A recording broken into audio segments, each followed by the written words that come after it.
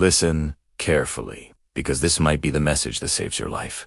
Have you ever heard a speech that just completely blew you away? One that gave you goosebumps, made you rethink everything, or inspired you to jump out of your seat and take action? Words have incredible power. They can build bridges, tear down walls, and even change the entire course of history. Today, we're diving deep into the art of rhetoric and exploring some of the most influential speeches ever delivered. These aren't just collections of words. They're masterpieces of persuasion that have moved hearts and minds for generations. We'll break down what makes them so effective and how you can use these same techniques to transform your own impact, whether you're giving a presentation at work, talking to your family, or just trying to get your point across. So, get ready to be inspired, because we're about to unlock the secrets behind the words that ignite change. Let's start with one of the most iconic speeches of the 20th century, Martin Luther King Jr.'s I Have a Dream.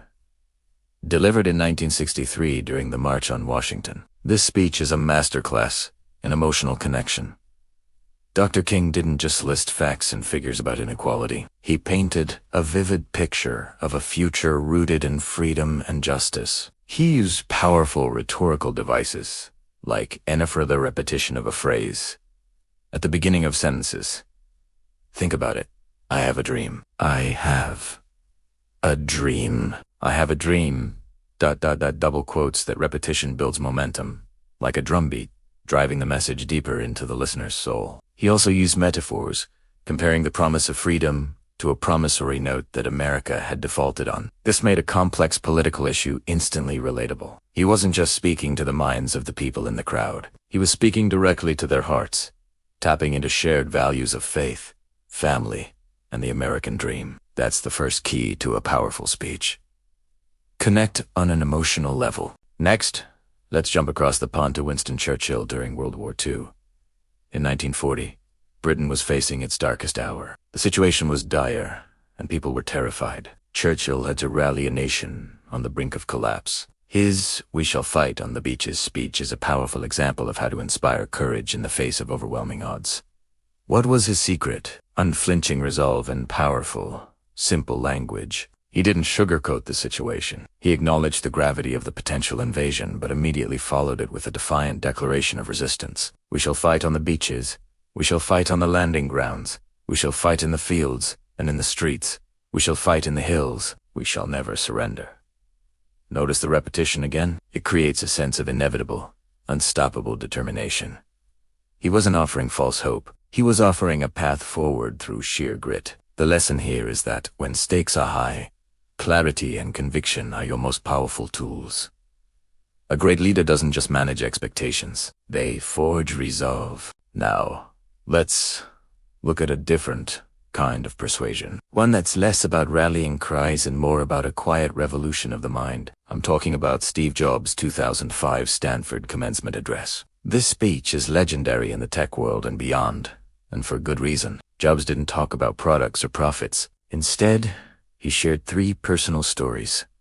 One about connecting the dots, one about love and loss, and one about death. This is storytelling at its finest. By sharing his own vulnerabilities dropping out of college, getting fired from Apple, and facing a cancer diagnosis, he created an immediate sense of intimacy and trust.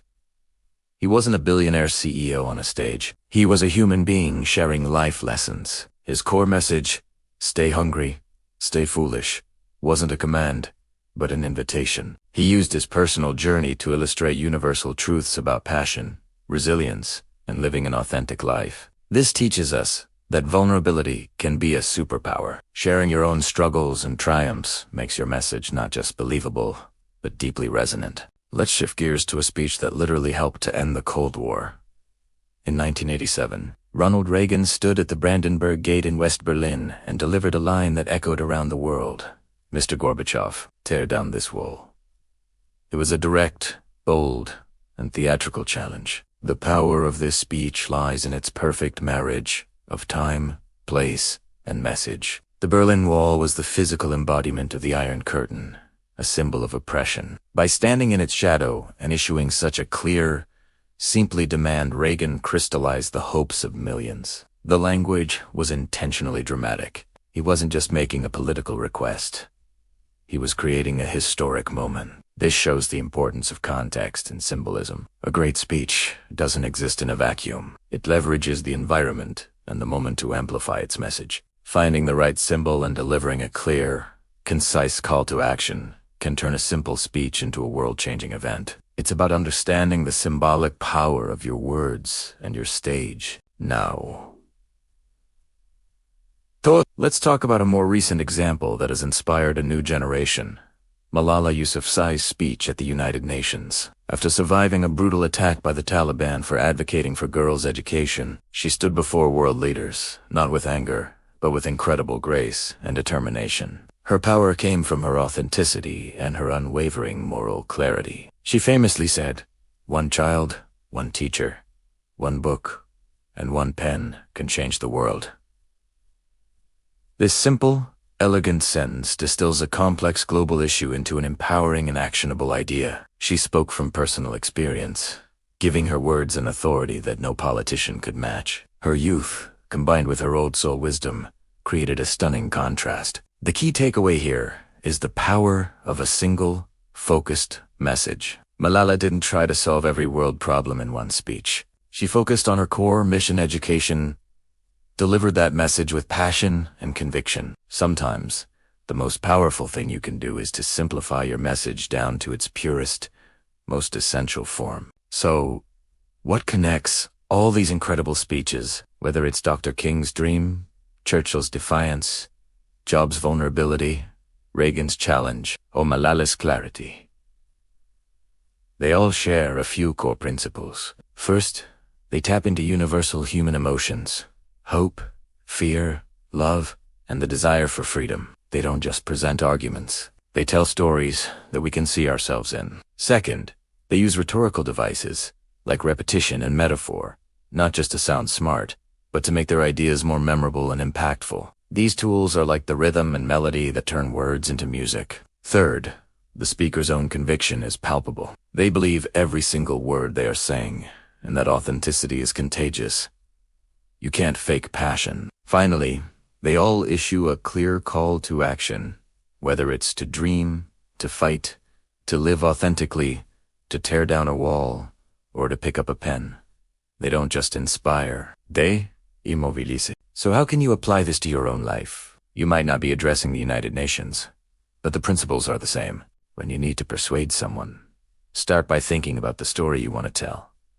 What is the emotional core of your message? Don't just list facts.